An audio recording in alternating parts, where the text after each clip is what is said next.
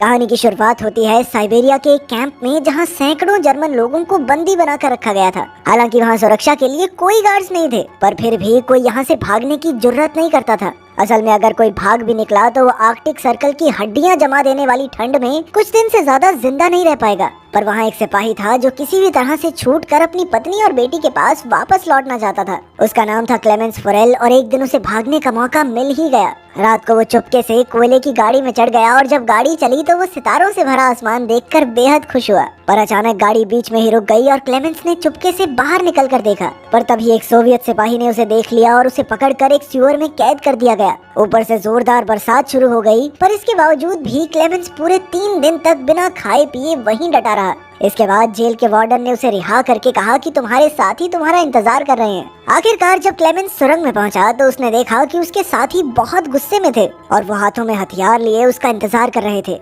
असल में क्लेमेंस के भागने की वजह से उन सभी को 3 दिन तक भूखा रखा गया था। तभी अचानक उन्होंने क्लेमेंस पर हमला कर दिया और उसे कुत्तों की तरह पीटा। बुरी तरह जख्मी होने की वजह से उसे कैंप के डॉक्टर के पास ले जाया गया। वो डॉक्टर भी यहाँ बंदी था और वो क्लेमेंस की भागने की हिम्मत देखकर काफी प्रभावित हुआ। तब क्लेमेंस ने डॉक्टर से मदद मांगते हुए कहा कि वो एक बार फिर से यहाँ से भागना चाहता है। डॉक्टर ने उसे समझाया कि आर्कटिक सर्कल से भागना नामुमकिन है। आज तक जिसने भी भागने की कोशिश की वो सभी मारे गए। पर डॉक्टर ने उसे एक राज बताया कि जो लोग यहाँ से भागेंगे नहीं वो भी अंत में मारे ही जाएंगे। असल में वहाँ मौजूद सारे कैदी रोज लेड नाम की मेटल की खानों में खुदाई करते हैं और लेड धीरे धीरे हवा से उनके शरीर में जा रही है, जिस वजह से आज नहीं तो कल उन सबका मरना तय है। इसीलिए डॉक्टर ने उसे सलाह दी कि उसे भागकर अपनी किस्मत आजमा ही लेनी चाहिए। फिर डॉक्टर ने अपने सारे गर्म कपड़े और जूते निकाले और क्लेमेंस को बताया कि रेलवे लाइंस पर जगह जगह पर खाना छुपा कर रखा गया है। ऊपर से उसने क्लेमेंस को एक बंदूक भी दी। असल में डॉक्टर ने ये सारी तैयारियां खुद भागने के लिए की थी, मगर 1 महीने पहले उसे पता चला कि उसे कैंसर है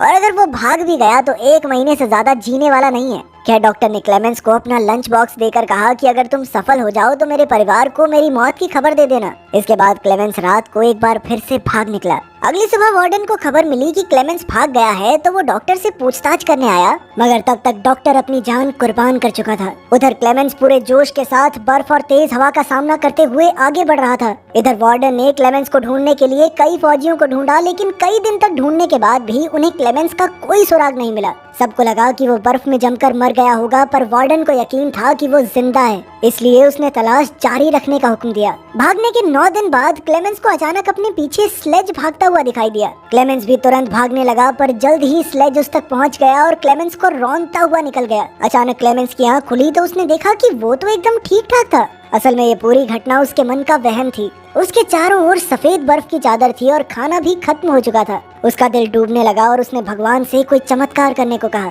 पर आर्कटिक सर्कल में दूर दूर तक बर्फ के सिवा और कुछ नहीं था। अब उसके पास कोई चारा नहीं था, इसीलिए वो कुछ दिन तक जैसे तैसे आगे बढ़ता रहा। आखिरकार उसके शरीर ने जवाब दे दिया और वो भूख की वजह से बेहोश हो गया। कुछ समय बाद उसकी आंख खुली और उसने एक अजीब सी आवाज सुनी। तभी उसकी नजर एक सील पर पड़ी और उसकी आंखें चमक उठी। उसने तुरंत अपनी बंदूक निकाली और कांपते हाथों से सील पर गोलियां चला दी, पर बदकिस्मती से उसका एक भी निशाना नहीं लगा। सील भागने लगी तो क्लेमेंस उसके पीछे दौड़ा, पर अचानक वो बर्फीले पानी में घुस गई। खैर उसने ज्यादा न सोचते हुए एक गोली चलाई और आखिरकार सील को मारने में कामयाब रहा। खाना खाने के बाद उसने अपने पैरों पर पट्टियां बांध ली ताकि ठंड से उसे थोड़ी राहत मिले। थोड़े आराम के बाद क्लेमेंस फिर से अपने सफर पर निकल पड़ा। अपने अकेलेपन और इतने लंबे सफर में उसका दिमागी संतुलन आसानी से बिगड़ सकता था, इसीलिए वो लगातार खुद से बातचीत करता रहा। साथ ही वो थोड़ा चलने के बाद कंपास से अपनी दिशा देखता था ताकि वो यहाँ गुम ना हो जाए। इसी तरह कई दिन चलने के बाद उसे बर्फ के बीचों बीच एक पेड़ दिखाई दिया। उसे देखकर क्लेमेंस खुशी से पागल हो गया और भागकर उसने पेड़ को गले लगा लिया। असल में इस पेड़ का मतलब था कि 2 महीने तक लगातार चलने के बाद आखिरकार वो आर्कटिक सर्कल से बाहर आ गया था। दूसरी ओर जेल के वार्डन ने अब भी हार नहीं मानी और 500 किलोमीटर के एरिया की तलाशी लेने का हुक्म दिया। उधर क्लेमेंस जंगल तक पहुंच गया था, पर अचानक वहां बर्फीला तूफान शुरू हो गया। ये तूफान इतना भयानक था कि बड़े बड़े पेड़ भी उखड़ कर गिर गए थे। जैसे ही क्लेमेंस उठा तो अचानक एक बड़ा सा पेड़ उसके ऊपर गिर पड़ा। खुशकिस्मती से सैम जॉन और मैटन नाम के दो आदमी जो वहाँ सोने की खोज में आए थे, उन्होंने क्लेमेंस की जान बचाई और फिर वो तीनों इकट्ठे आगे बढ़ने लगे। धीरे धीरे मौसम ठीक होने लगा और उन तीनों ने जुगाड़ से एक कश्ती बनाकर नदी पार करने का फैसला किया। तीनों ने एक दूसरे को अपने जीवन की कहानियां सुनाई, पर कुछ ही देर में नदी का बहाव बहुत ज्यादा तेज हो गया, जिससे क्लेमेंस और मैटन कश्ती को संभाल नहीं पाए। अचानक सैम जॉन का बैलेंस बिगड़ा और वो नदी में गिर पड़ा। सैम जॉन डूबने ही वाला था कि क्लेमेंस ने अपनी जान की परवाह न करते हुए तुरंत नदी में डुबकी लगा दी। काफी मुश्किलों के बाद वो सैम जॉन को किनारे तक ले ही आया। उधर मैटन उन्हें बीच में ही छोड़कर अकेला ही आगे बढ़ गया। जब वो अपनी झोपड़ी में पहुंचा तो उसने सोचा कि सैम जॉन तो नदी में मर ही गया होगा, इसीलिए उसने सैम जॉन का सोना और बाकी कीमती चीजें चुरा ली। लेकिन फिर कुछ ही पलों में सैम जॉन और क्लेमेंस भी वहां आ पहुंचे। मैटन के धोखे से सैम जॉन को बहुत गुस्सा आया, इसीलिए उसने गोली चलाकर मैटन की जान ले ली। इसके बाद सैम जॉन और क्लेमेंस ने अपना सामान बांधा और एक बार फिर से सफर पर निकल पड़े। खैर जल्द ही सर्दी का मौसम शुरू हो गया और आगे बढ़ना और भी मुश्किल। तब क्लेमेंस ने सैम जॉन का बैग लेकर उसका बोझ कम करने की कोशिश की, मगर सैम जॉन को लगा कि क्लेमेंस उसका सोना चुराना चाहता है, इसलिए उसने अपने बैग से क्लेमेंस पर हमला कर दिया। इस वजह से क्लेमेंस बेहोश हो गया और जब उसकी आंख खुली तो उसने देखा कि भेड़ियों का एक झुंड दौड़ता हुआ उसकी तरफ आ रहा था। क्लेमेंस तुरंत एक पेड़ पर चढ़ने लगा, पर भूखे भेड़िए उसकी पैंट से उसे नीचे खींच रहे थे। बहुत कोशिशों के बाद वो छोटा सा पेड़ ही नीचे गिर गया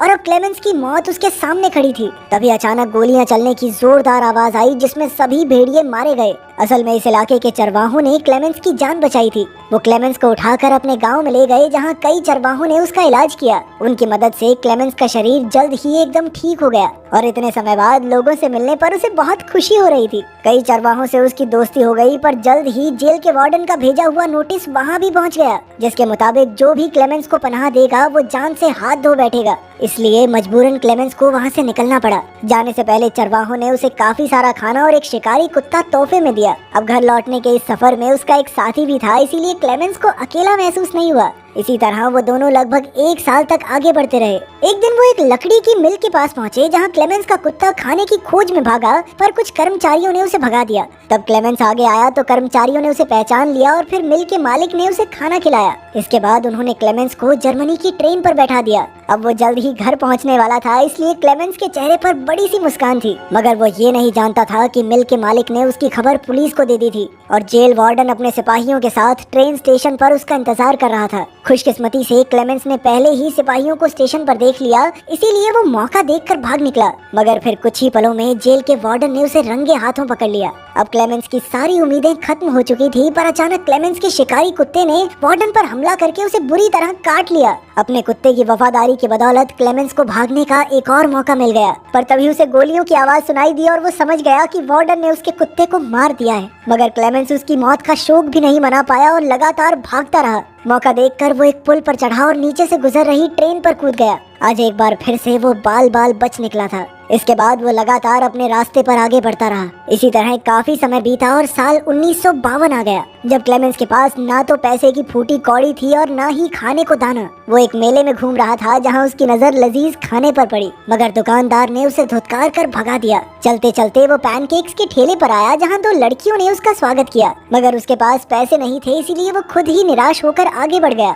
मगर एक नेक दिल लड़की को उस पर तरस आ गया और उसने पैनकेक का एक टुकड़ा तोड़कर एक बच्चे के हाथ क्लेमेंस को दिया। पहले तो क्लेमेंस हिचकिचाया, पर फिर उसने पैनकेक लेकर खा ही लिया। खैर तभी एक यहूदी आदमी ने सब कुछ देख लिया। इधर क्लेमेंस चलते चलते एक चर्च में पहुंचा और उसने हाथ जोड़कर भगवान से प्रार्थना की। वो यहूदी आदमी भी उसके पीछे पीछे यहाँ तक आ पहुंचा, पर उसने क्लेमेंस को पुलिस के हवाले नहीं किया। असल में वो भी कुछ समय पहले एक वॉर प्रिजनर रह चुका था, इसीलिए वो क्लेमेंस की हालत समझ सकता था। वो क्लेमेंस को अपने घर ले आया, जहाँ क्लेमेंस नहा धोकर अपने पुराने रूप में वापस आ गया। यहूदी आदमी ने उसे एक पासपोर्ट और कुछ कागज भी दिए, जिससे क्लेमेंस का दिल भर आया। आखिरकार पासपोर्ट लेकर क्लेमेंस सोवियत सरहद के पार पहुंच गया और फिर थोड़ी पूछताछ के बाद उसे जाने दिया गया। क्लेमेंस को इतनी खुशी हुई कि उसे जानबूझकर अपनी हंसी रोकनी पड़ी। आखिरकार अब वो आजाद हो ही गया था, मगर जैसे ही वो सुआ पुल के बीच पहुंचा तो उसके चेहरे पर चमचमाती रोशनी आई और तभी उसके सामने जेल का वार्डन आ गया। उसे देखकर क्लेमेंस के होश उड़ गए और उसने पीछे मुड़कर देखा कि वो अब भी सोवियत जमीन पर ही था, जिसका मतलब ये था कि वार्डन अब भी उसे गिरफ्तार कर सकता है। अब क्लेमेंस का दिल डूब गया क्योंकि उसकी इतने सालों की कड़ी मेहनत के बाद अब आजाद होने की चाहत मिट्टी में मिल रही थी। पर अचानक उसने देखा कि वार्डन उसके रास्ते से हट गया। क्लेमेंस को अपनी आंखों पर विश्वास नहीं हुआ, मगर वो धीरे धीरे आगे बढ़ा। असल में क्लेमेंस की जिंदा रहने की चाह और 7 साल का दर्दनाक सफर तय करके यहाँ तक पहुँचने के जज्बे ने वार्डन का दिल जीत लिया था। इसीलिए वार्डन ने क्लेमेंस को जाने दिया, मगर एक फौजी होने के नाते वो जीत गया था, क्योंकि आज अगर वो चाहता तो क्लेमेंस को गिरफ्तार करके उसका खेल खत्म कर सकता था। आखिरकार क्लेमेंस सरहद पार करके अपने घर पहुंच गया, जहां उसकी पत्नी और बेटी चर्च के लिए निकल रहे थे। क्लेमेंस भी उनके पीछे पीछे गया और चर्च में उसकी बेटी ने उसे पहचान लिया और फिर वो दौड़कर अपने पिता से लिपट गई। आपके हिसाब से वार्डन ने सही किया या उसने अपने देश से गद्दारी की? कमेंट्स में जरूर बताना। मिलते हैं अगली वीडियो।